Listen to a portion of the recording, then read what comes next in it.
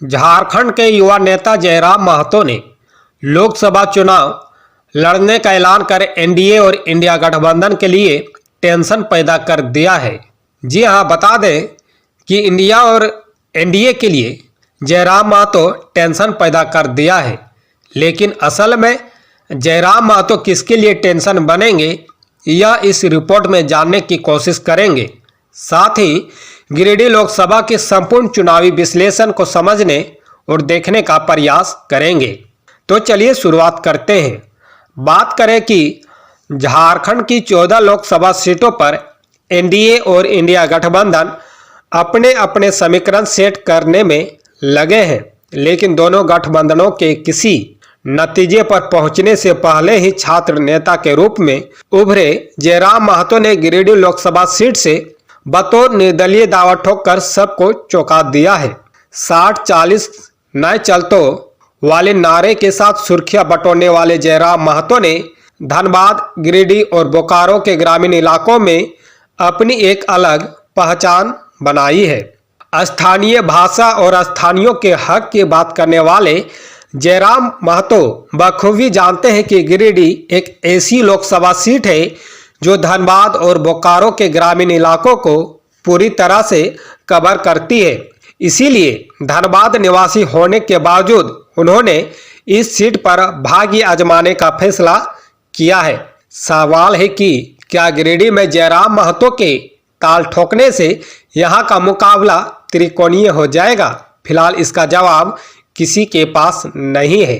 दरअसल इस सीट पर पिछला मुकाबला एनडीए और इंडिया महागठबंधन के बीच हुआ था। भाजपा ने आजसू को यह सीट दी थी और चंद्र प्रकाश चौधरी चुनाव जीत गए थे।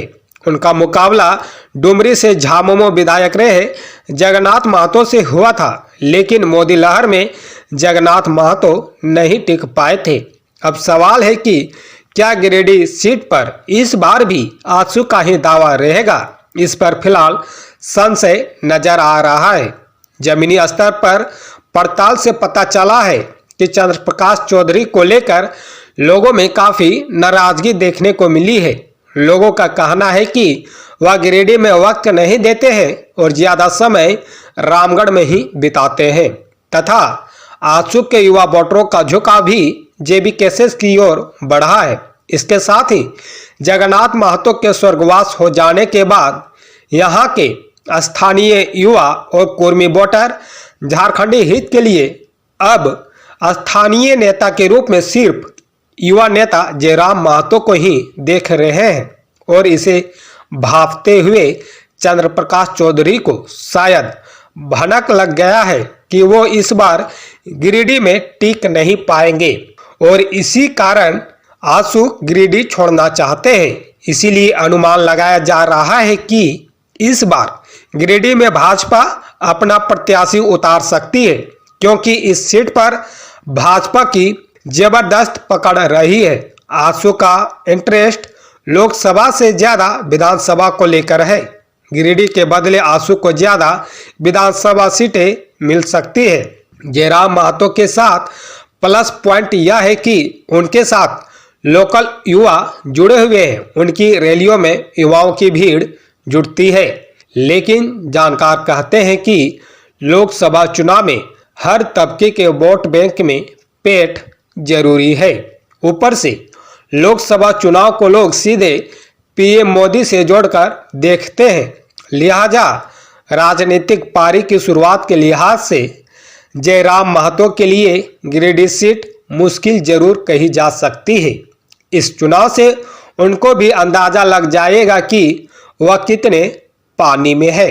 गिरिडीह में एनडीए और इंडिया गठबंधन की ओर से कौन है रेस में, इस सवाल का फिलहाल पुख्ता जवाब किसी के पास भी नहीं है। लेकिन गौर करने वाली बात है कि इस सीट से कभी झामुमो के टेकलाल महतो भी जीत चुके हैं। हालांकि बाद के दिनों में भाजपा के रविंदर पांडे दबदबा बनाने में कायम रहे।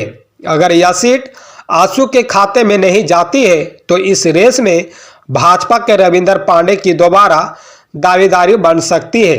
लेकिन बागमारा से भाजपा विधायक ढुल्लू महतो इस क्षेत्र में जबरदस्त तरीके से सक्रिय हुए हैं, वह भी गिरिडीह के रास्ते दिल्ली पहुंचने का सपना देख रहे हैं। और रही बात झामुमो की, तो जगन्नाथ महतो के निधन के बाद टुंडी से विधायक मथुरा महतो के नाम की चर्चा चल रही है।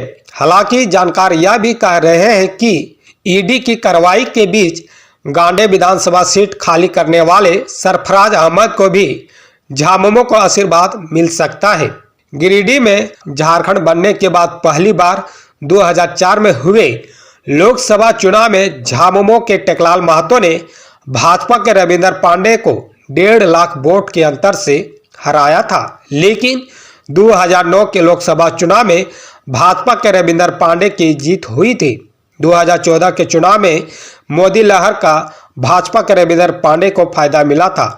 उनकी दोबारा 2014 में जीत हुई, लेकिन 2019 के गठबंधन के तहत यह सीट आजसू के पाले में चली गई थी। इसकी वजह से रविंदर पांडे को बैठना पड़ गया था।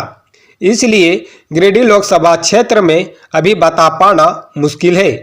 वहीं गिरिडीह लोकसभा क्षेत्र 3 जिलों को कवर करता है। इस लोकसभा क्षेत्र में कुल 6 विधानसभा सीटें हैं। इनमें गिरिडीह और डुमरी के अलावा धनबाद का बाघमारा और टुंडी के साथ साथ बोकारो जिला के बेरमो और गोमिया शामिल है।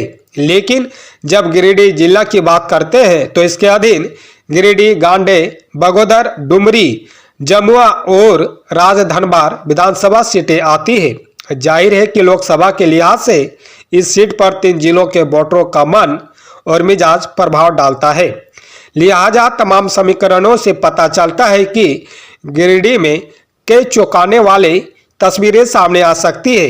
लेकिन इन सब के बीच जयराम महतो ने ताल ठोक कर गिरिडीह का राजनीतिक पारा तो जरूर चढ़ा दिया है।